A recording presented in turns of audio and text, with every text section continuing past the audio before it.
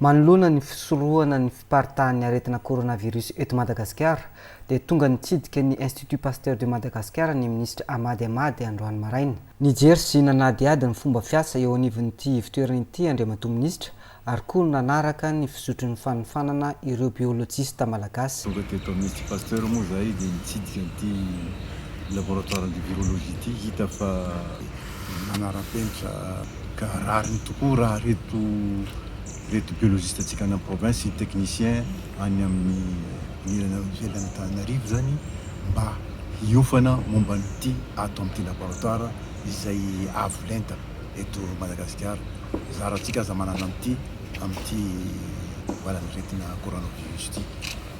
Nanao formation tokoa izy ireo ary tapitra androany ny formation andreo afaka miasa reo fa misy fitaovana izay recommandation firenena iny amin'ny fitoeram-patsikanantsika. Marihana fa ireo biolojista voafany ireo dia hiasa avy hatrany any amin'ny faritra satria efa nahazo fiofanana teorika sy pratika avokoa.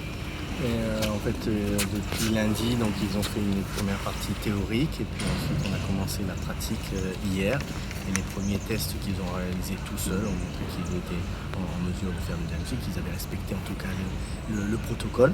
Fantatra araka izany fa aorian'ireo biolojista avy any Mahajanga sy Fianaratsoa dia anjaran'ireo biolojista avy eto Antananarivo indray no azo ireo fampiofanana manaraka. Il y aura plusieurs biologistes qui seront formés, donc là c'est la première phase. Donc le ministère a fait venir des personnes de Mahajanga à Fianaratsoa. La semaine prochaine, ça sera des biologistes de Antananarivo.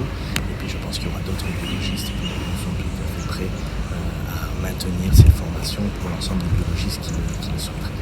Miezaka hatrany ny ministèran'ny fahasalamana manome fahalalana sy traikefa ireo mpiasa amin'ny fahasalamana izay loha laharana hatrany amin'izao fiatrehantsika ny valana aretina coronavirus izao. Hovatsiana fitaovana avy hatrany ireo mpiasa amin'ny fahasalamana vao vanta amin'ny mahavita izao fiofanana izao mba hahafahan'izy ireo miantsehatra avy hatrany amin'ity adidy masina ho amin'ny firenena so an'ny mpiray tanindrazana ity.